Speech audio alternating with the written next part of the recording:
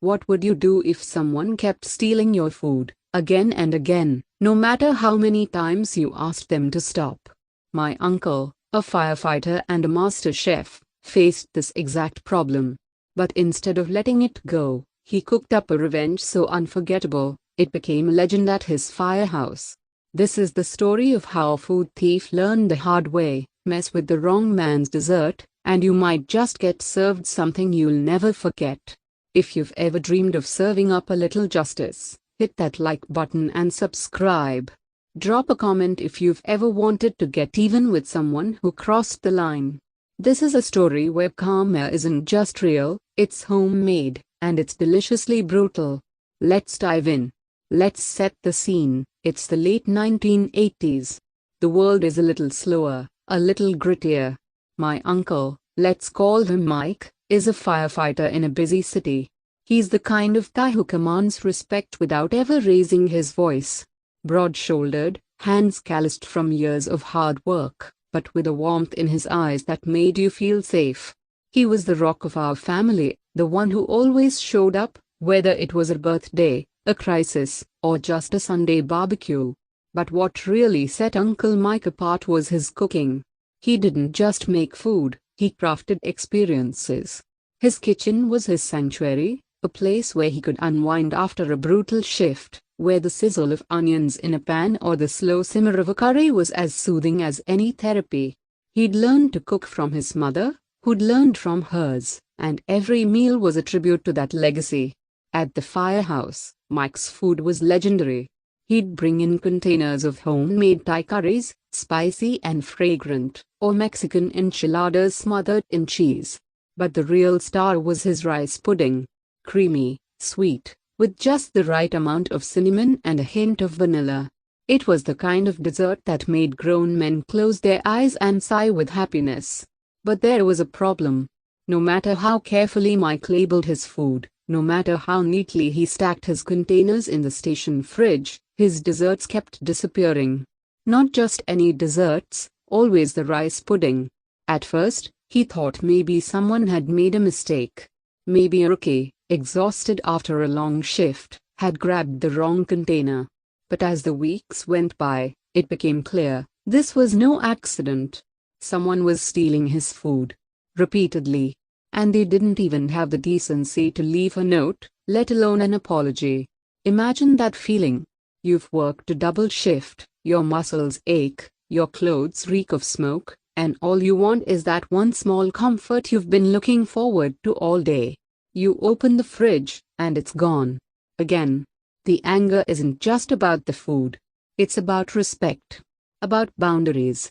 About the silent, unspoken code that holds a team together. And someone was breaking it, over and over, without a care. Mike tried to be reasonable. He left a polite note on the fridge: to whoever keeps eating my food, stop. There will be consequences. He didn't want to start a fight. He just wanted his food, and his dignity, left alone. But the thief didn't care. The next day, the rice pudding vanished again. No note. No apology. Just that empty space in the fridge, mocking him. That was the last straw. Now, here's where most people would give up. Maybe start hiding their food, or just accept that some people are jerks. But not Mike. He believed in justice. And he believed in teaching lessons that stuck. He went home that night, the wheels already turning. He lived on a 5-acre property, surrounded by fields and, more importantly, 6 dogs. As he walked through his backyard, the idea hit him: simple, effective, and, in its own way, poetic. He gathered what he needed: a few pieces of dried, white dog poop. The kind that's been baking in the sun for days, turning brittle and almost powdery. He brought it inside, crushed it up with a spoon, and mixed it into a fresh batch of rice pudding. He made sure it looked perfect, creamy, sweet, with that signature dusting of cinnamon on top. If anything, it looked even more tempting than usual. But he wasn't done. He wanted proof. So he grabbed his old Polaroid camera and snapped photos of every step, collecting the dog poop, crushing it, mixing it into the pudding, and finally, placing the finished dessert in the fridge at the fire station. Each photo, a silent witness to what was about to unfold. The next morning, he went to work as usual. He didn't say a word. Just put the rice pudding in the fridge, right where it always went. Then he waited. The hours ticked by. The station was busy, alarms blaring, boots thudding, radios crackling. But in the back of his mind, Mike was thinking about that fridge. About the thief. About the lesson that was about to be served. And sure enough, by lunchtime, the pudding was gone. Not a trace left. Whoever the thief was, they'd struck again, only this time, they had no idea what they'd just eaten. Mike didn't gloat. He didn't point fingers. Instead, he waited until the next shift, when the whole crew was gathered in the kitchen, swapping stories and nursing mugs of coffee. Then, with the calm of a man who knows he's about to drop a bombshell, he laid out the Polaroids on the table. One by one. No words. Just the evidence. The room went silent. At first, there was confusion. What was this? Then, realization. Shock. Disgust. And, for some, a barely suppressed laugh. Because everyone knew what had been happening. Everyone knew someone had been stealing food. But now, the truth was out, and so was the price of disrespect. No one ever confessed. Not out loud. But from that day on, Mike's food was never touched again. Not his rice pudding, not his curries, not even a single cookie. The message was clear: cross the line, and you might just find yourself on the wrong end of a lesson you'll never forget.